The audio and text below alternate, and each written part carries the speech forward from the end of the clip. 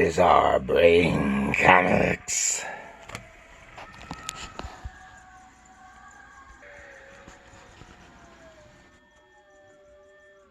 The Dark Librarian.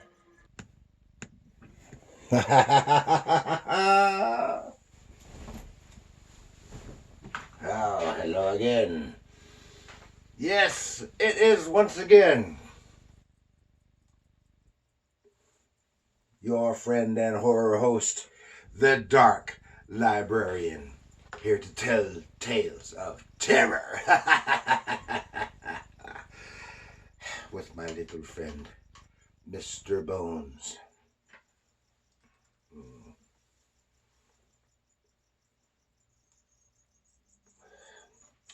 And Mr. Bones here is holding what we are going to look at today. Remember, we're here for Bizarre Brain Comics and the Halloween Fest all through the month of October. And this one is, we see here, Boris Karloff's Tales of Mystery, number 64, from 1975. From Gold Key Comics. Get my big book of knowledge. Need a sip of my elixir.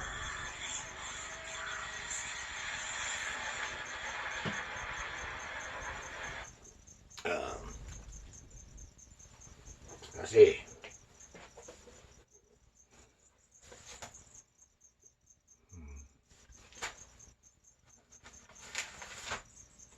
The big book of knowledge has to say about Boris Karloff. And Boris Karloff's Tales of Mystery, number 64 from 1975. And this is an anthology title, as all of the Gold Key Mystery comics were, at least at that time. And it is of spooky and mysterious stories with Boris Karloff as the horror host. And this title was published by Gold Key from 1962 to 1980. And had a total of 97 issues with 4 stories per issue. And it was also one of the titles in rotation in the 70s with Gold Key's comics, Mystery Comics Digest, along with Ripley's Believe It or Not, and I'm drawing a blank at the moment. Okay, and we all know Boris Karloff, the actor. We'll talk more about him in a moment. So, here we are. Let's join our friend Boris and tell him Boris sent you. He did the mash. He did the monster mash, yes. And Boris Karloff's Tales of Mystery. Yes, Boris Karloff's Tales of Mystery. And this is The Mystic and the Monster and Other Thrillers.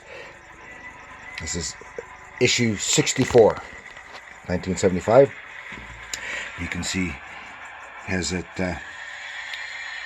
photo insert on the cover there of Boris himself. A thrilling, fully painted cover, as they all had. And it just so happens that this issue is all monsters, because it isn't necessarily always monsters. It's some monsters and very other spooky things, ghosts and what have you, but they're just tales of mystery. And of course, we know Boris Karloff was the stage name of actor William Henry Pratt. That's not as impressive as Boris Karloff, is it? And he was an English actor who had a long and distinguished career appearing in a variety of horror movies. Of course, he's best known for his role as the monster in Frankenstein from 1931 and The Bride of Frankenstein in 1935. And as the narrator of Dr. Seuss's How the Grinch Stole Christmas from 1966. So his name and likeness was licensed to Gold Key Comics for use in this title, which ran for over a decade after his death, because he passed away in 1969. This series was actually my first introduction to the actor. It was still years away when I was just a kid. It was still years away from being the first time that I ever saw him in the role of the Frankenstein monster. I think I was an adult before I ever saw that version. Because where I lived,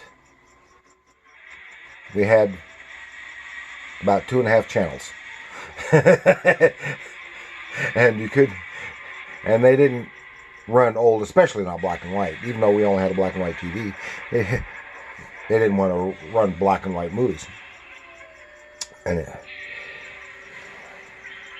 then the title was also used in rotation, as I said, with Gold Key's Mystery Comics Digest.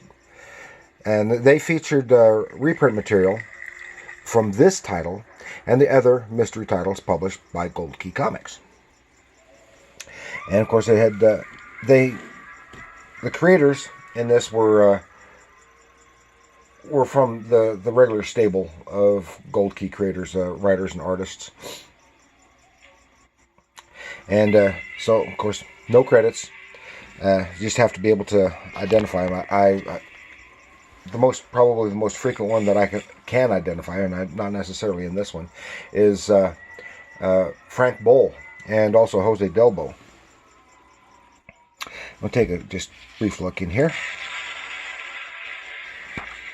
The Devil's Door, and you can see all kinds of monsters in this one. And I know this artist. I know his art, his style, but I don't know who he is. I think I have covered him before, but I don't know who he is right off the top of my head. It's a nice, really nice artwork. Nice stuff. There's a story about some monsters in a cave. They go and open the cave because it's all sealed up, and it's monsters, and they get out. He has to keep it. And then here's the second one. Don't play that ukulele. And again, I'm not sure who did this one. I think it might be Frank Boll, but I'm not sure. And this is back in 1910, kids. But what I want to show you in this is this part here. Yes. In the river, this monster. As soon as I saw that monster, now I know that monster, and it's a swipe from Joe Kubert. Not necessarily, and I think it was from this panel right here, only reversed, and then embellished a little bit, but it might be from something else too, because I do believe that I have seen that monster just like that from something else drawn by Joe Kubert, but I cannot be sure. But I can tell that it's a Joe Kubert swipe, and I'm not saying it's anything bad. If you're going to copy the best, right? Now here we go. The story we want to cover here is here's Boris. And he's like a fortune teller. And of course, Boris introduces all the stories. And sometimes he concludes them too. Surely we must be wary of he who proudly claims to know all and see all, but be even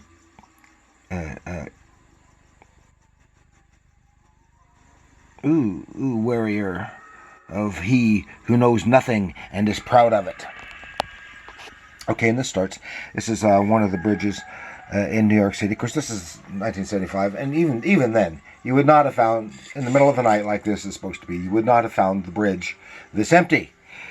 The toll bridge, car coming over, drops his toll, and he's a regular visitor, so the takers at the toll booths are familiar with the guy. He says, "Okay, when you get down there, tell here, take this cup of coffee down to the guy at the other end." He said, "Okay, sure." And he goes along, and then we see, where did it come from? No, And later, the two guys on the toll booth, they're talking on the phone, and said, "Well, no, it never got there.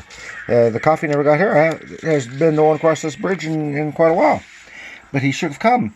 So then they both get out of their booths and walk to the center of the bridge and meet in the center of the bridge. No sign of the car and the fellow and the coffee.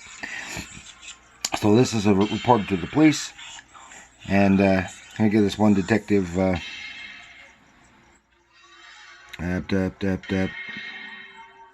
don't remember. This one detective, he's supposed to check it out, and they said, we're gonna team you up with this fellow who we've used once in a while before. He's from ESB. Said, "Oh, witch doctor." He's totally non-believing in this fella, for good reason, really. And so he gets together, meets the guy, and okay, we're going to go check it out. Now, and this artist in this, I don't know who this is, but the artwork really reminds me of, at least the pencil, really reminds me of Dick Giordano. And I don't think it is, but it really reminds me of that. So here they are checking this out. This is the spot, and then the guy who's the psychic, he sees this hard claw coming up out of the water, but the other guy, he doesn't see anything, and then it disappears. "Oh, it's gone. But I saw it. A great green claw, big enough to carry off a car." Now I've heard everything. Come on, Ettinger. You just lost a partner. So he goes back and complains to his boss. Says, "No, I can't. I'm sorry you feel that way, Detective Nordike." That's his name, Nordike. Oh, and he said, "Oh, I don't know. Just nothing. Right. Watch out for a horse on wheels." Then one of the detectives on his way home, and he comes close to having an accident with a horse on wheels. A truck with a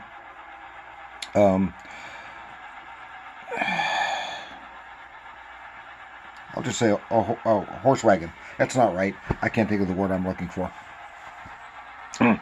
Anyway, he's talking on later that evening, and because the psychic talked with him, has called him up, but he's warning, because he did warn him about the car on wheels, and says it's this Indian mystery thing and legend.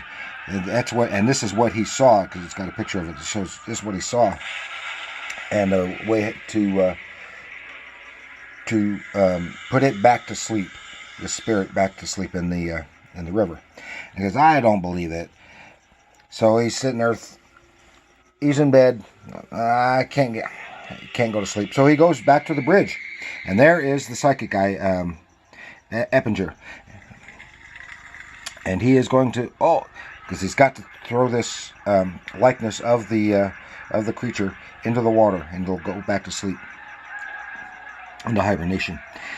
The claw reaches up around, and now Nordike sees it too. Holy cow! The thing snatches the fella up, and he drops the statue. So Nordike picks up the statue and tosses it into the water, just as the monster is carrying the fellow into the water. And suddenly, boom, it's gone. It's gone back to sleep. Said the statue hits the water, and 1 moment later, "It worked, Nordike, it worked. The beast fell into instant sleep. We'll send divers down in the morning." Said, "Oh, my guess is that it hibernates in the cave. You'll never find it. But it's been 366 years since it appeared." And then back to Boris.